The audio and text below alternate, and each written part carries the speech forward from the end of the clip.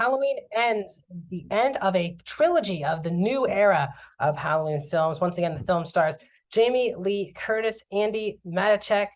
Will Patton has a new cast member, Rohan Campbell, and once again is helmed by David Gordon Green and co-written by Green, Danny McBride, and two new writers added on for this movie.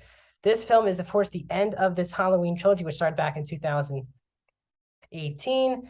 And Michael, again, this is the saga of Michael Myers and Laurie Strode comes to a spine-chilling climax. Well, they'll say that in the IMDb bio. But the film is basically about, this is 4 years after Halloween Kills.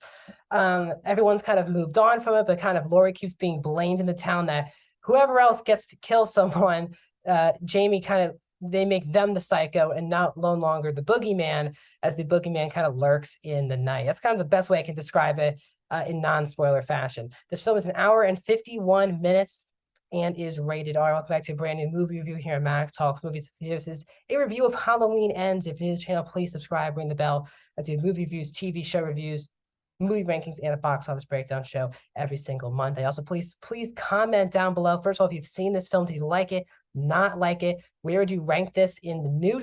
Maybe if you want to rank in the whole Halloween franchise, let me know. But really, let me know what was your ranking of this new trilogy that started in 2018.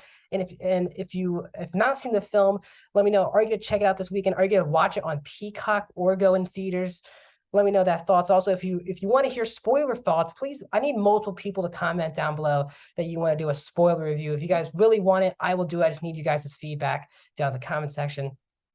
And then please like the video, guys, the thumbs up button.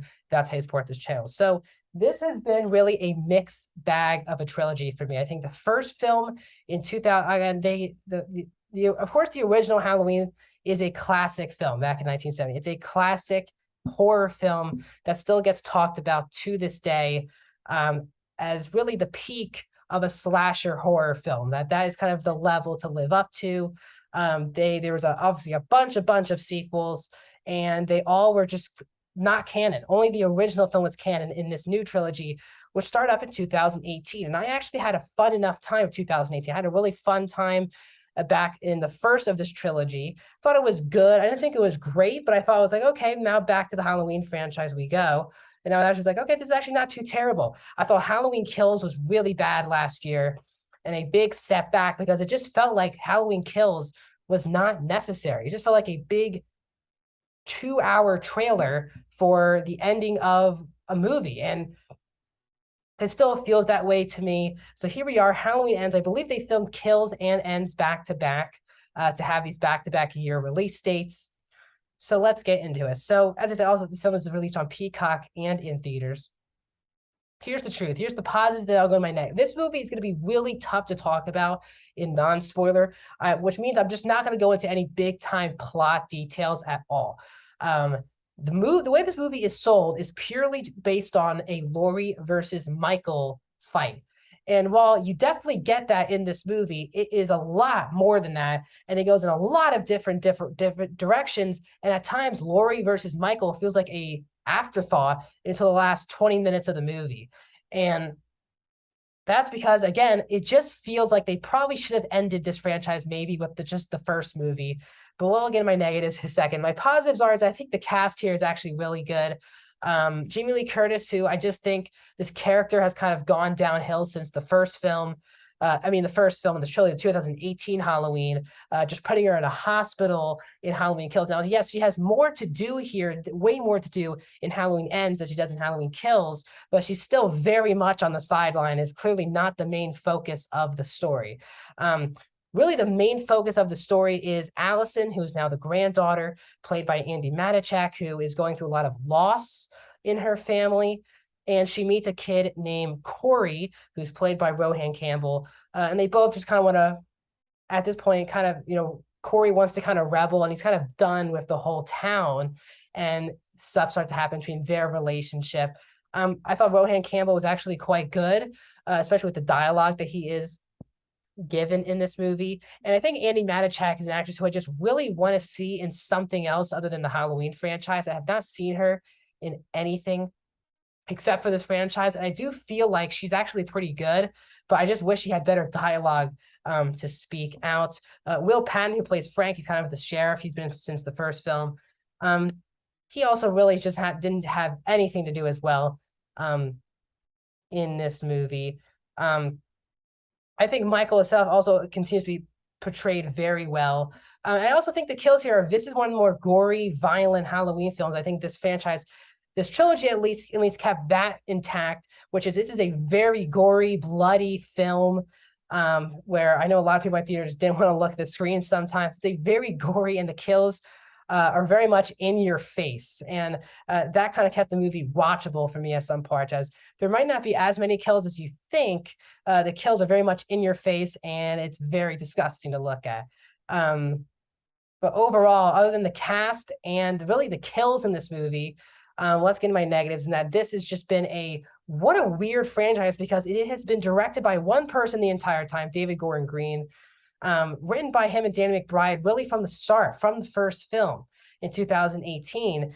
And you would feel like from those creatives to be at the helm for all three movies, it just doesn't feel like there was a clear roadmap from the end of the first movie to the end of this movie. I just don't think the writers just didn't have any really creative ideas to make two more movies. I think they ended on a really solid note in the 2018 film of Michael being underneath the fire, and then him breathing in a post-credit scene. That's all cool. You could wait 5-10 years to do another sequel to Halloween, but they kind of put these two out, and they just don't feel necessary. I think this movie has a lot of problems, and that's that the movie has a lot of ideas that they want to throw at you. I can't really talk about them in a non-spoiler way, but they throw so many ideas at you.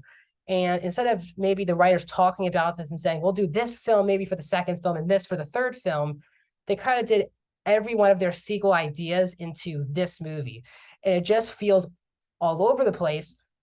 And then once you get the very famous Laurie versus Michael fight, it just feels like the rest of the movie was just meaningless and wasted time just so we can get to the last 25-30 minutes of this movie.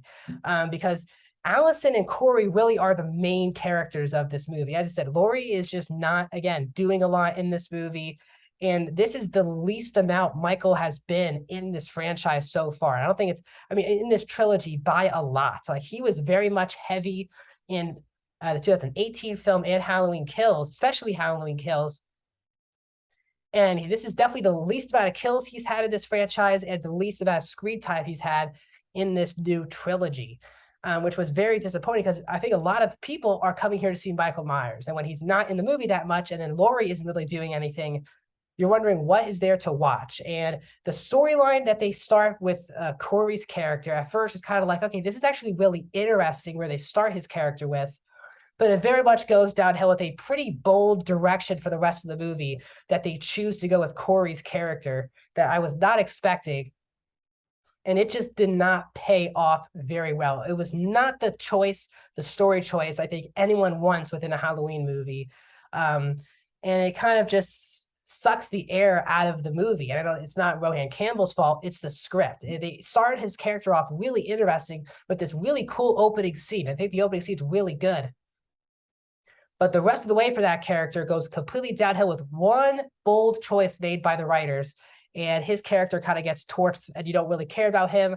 The people who are dying, you don't really care about whatsoever. Either they're bad people or you don't care about them.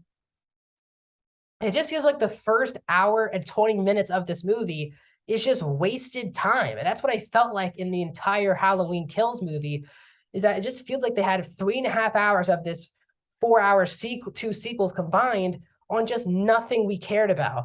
And last movie, they really tried to keep Laurie and Michael separate the entire movie to set up this movie. If you're going to do that in your second film, you need to come through with a Laurie and Michael fight. While the Laurie and Michael fight is really good in the last 20 minutes of this movie, the whole story leading up to it just feels like nothing happened, and it just doesn't matter. So this is a really disappointing trilogy, because it started off as a revival, good revival of the Halloween franchise. And I know this is sadly the last time Jamie Lee Curtis will play Laurie. If this is indeed the last time of the Halloween franchise, this is a real whimper on this franchise. It's not one of the worst sequels they've made, but really two really bad sequels, in my opinion, just do not work. and just feel like mostly wasted time begging you to just stay in your seat for this Laurie and Michael fight for the last 20 minutes of the third film. I just don't really like it whatsoever. So I'm going to give Halloween Ends a 1.5 out of 5. 30% for Halloween Ends. I didn't think the movie's one of the worst movies of the year, but just not a good movie from start to finish. Really, there's some really questionable dialogue, especially in the second act. And when you don't really care at all about the first hour 20 of an hour 50 movie, you have some problems. So that's my thoughts on Halloween Ends. If you want to hear spoilers, want me to do a spoiler review, please go ahead and comment. I need multiple people to comment. I'll do a whole breakdown of the movie. I just need you guys to really support and want that to happen. Also, please like the video, subscribe. More videos coming, including my She-Hulk review, which is a bit delayed. Sorry about that.